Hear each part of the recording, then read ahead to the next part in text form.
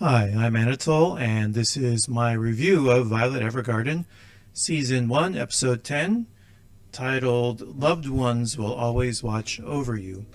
Received a score of 9.8 on IMDb, and that's from a vote total of 2,162, and I think that's among the highest scores I've ever seen while doing reviews and reactions to videos, so that's quite astounding.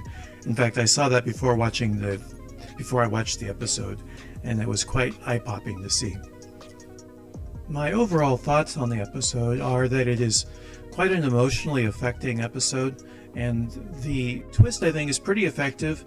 I have to admit that for myself, I saw the twist coming, but from reading comments on Reddit, I know that for many people, the fact that the letters were of course, spoiler alert, the fact that letters were being written for the young girl, Anna Magnolia, the mother was writing those letters for her, for many viewers was a surprise. And so, because I know that I had seen a film with this similar idea in the past, a film called My Life, starring Michael Keaton. So I already kind of had this idea that the twist could be the same. There would be a similar twist. So it didn't surprise me. I think most people, and from reading the comments on Reddit, most people would not have familiarity with that story. So I have to say, the way it was presented, it was very surprising, and there was build up and suspense to what exactly the mother was doing with Violet. So overall, the plot very well constructed, and there were levels of how the characters were portrayed that I'll get into as I go through the plot breakdown. So the plot summary is provided by the Violet Evergarden Wikia, and it's used with Creative Commons. So I will drop the link to the website of the Wikia, the Violet Evergarden Wikia, in the show notes. Okay, plot summary. Violet arrives at a mansion where a young girl named Anne lives with her wealthy but sickly mother. I can't remember if we ever get the name of the mother. I know that Anne has a last name, Magnolia, and so that continues the theme that many of the people who are important in Violet's life also have a name of a flower in some way. Anne's mother has hired Violet for 7 days to write letters, but Anne is not told what the letters are about or who they are for. And I think the way that Violet's interaction with the mom and Anne is presented is nuanced, and it's layered, and it builds. At first, we see that the little girl approaches Anne as a new friend, and then we're not sure if she's seeing her as a mother figure, and then she becomes a rival for her mother, and all this develops during the course of the episode. So there's a lot of, it's very fluid. That dynamic between Anne and Violet is very fluid, and it's also part of the character development that the little girl Anne has throughout the episode. In addition, Anne is both mistrustful and fascinated by Violet, as she mistakenly believes her to be an actual living doll due to her prosthetic arms.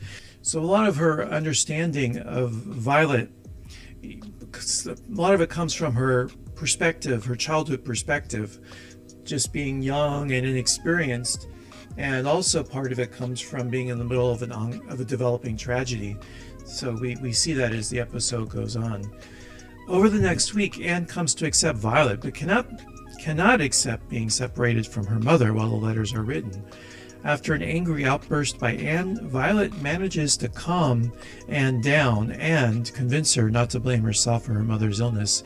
And that's quite an extraordinary scene when Anne storms out of the foyer where Violet is meeting with the mom, and Violet follows Anne.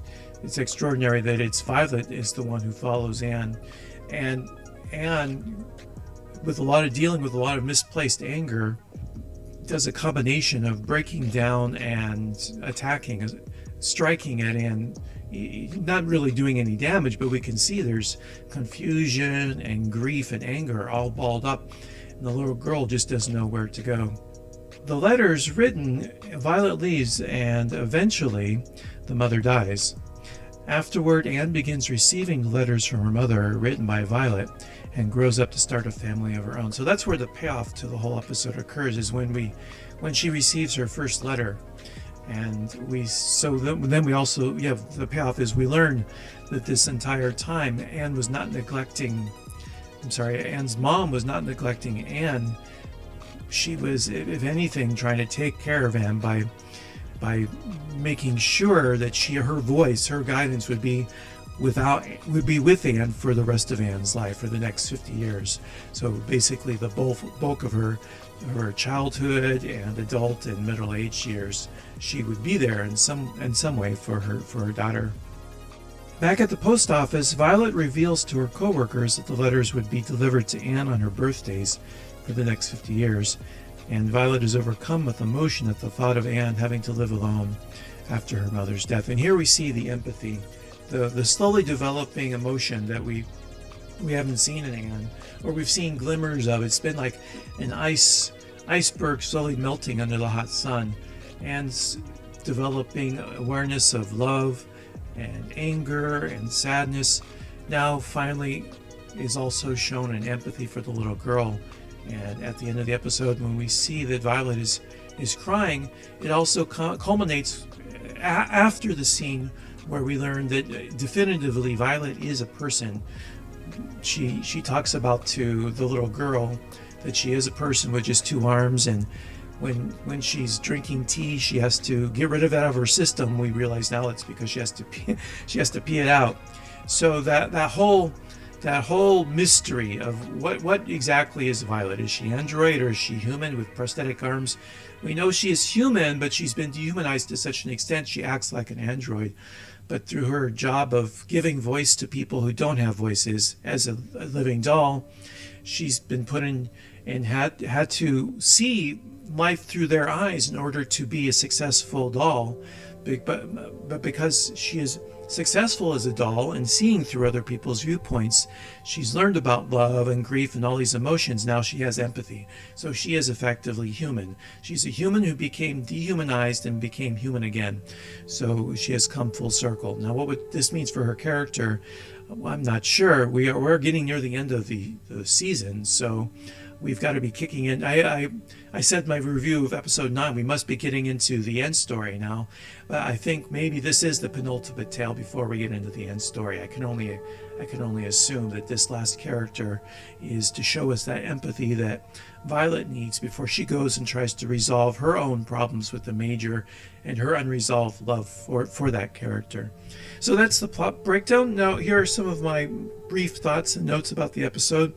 The episode starts with Anne Magnolia playing mommy with her own doll, and she even comments upon how Violet is a doll of her own right. And in that first scene, she tries to get Violet to play with the doll, so she acts like a kind of surrogate mom or surrogate sister to Violet. It's all the beginning of that confused relationship that Anne has to Violet. I just noticed throughout the episode that there's a lot of handheld scenes, and then there's even a canted or Dutch angle when the girl is crying on her mom's lap. So instead of being perfectly composed and straight, there are a few scenes where we're given handheld, and that is it kind of builds a little more tension in the scene, something that anime can lack because the camera motion is absent. The scenes can all be perfectly captured by hand, perfectly composed, but as opposed to using a camera, and it's not on Steadicam or on a tripod, when you have that handheld, you can get a lot more energy and get a dynamic shot by just putting it into a person's hand and letting it shake a little. And they do that in this episode. There are a couple scenes with camera shake, which I thought was a really nice touch. Many moments highlight Anne being out of place, and the mom's approaching death leaves her lost over what exactly is going to become of her life when her mom's gone. So the little girl has two things going on. She has the fear of losing her mom, and then the fear of who's going to take care of her, because when her mom's gone, there will be no one there for her. And then, let's see, the time lapse of clouds passing to demonstrate time going by. It was a nice cinematic touch. There are a few cinematic touches in the scene. The handheld camera quote-unquote handheld camera is another one.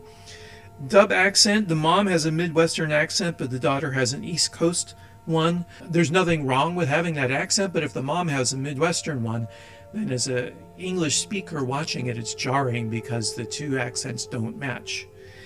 See, nice editing with varying focal lengths during the scene where Anne breaks down in Violet's embrace, pushing us in to the very extreme close-up, facial close-ups, and then giving us a three-quarter shot where we can see both characters, or two-character shot, two-person shot. We get confirmation Violet's human, not android. I'm questioning how exactly do the prosthetic arms work, because they're so responsive. What muscle, just how does that operate? We have prosthetic limbs now that can operate from muscle movement, but this is steampunk era, early 20th century. So what is the mechanics that make that work? And then, yeah, when Violet breaks down, we get fully developed empathy, a scene of fully developed empathy. So those are my thoughts for the episode. Voice cracking. And from the score at IMDb, in the comments on Reddit, I know this is probably the most highly regarded episode in the series, I'm going to guess. So whatever your thoughts are, please drop me a message. Let me know if you had any takes on the episode that I missed, and if you disagree with me, let me know exactly how. And hopefully, if you liked the video, please like, subscribe, follow, and that's it. So until next time, this was Anatol. Take care and be well.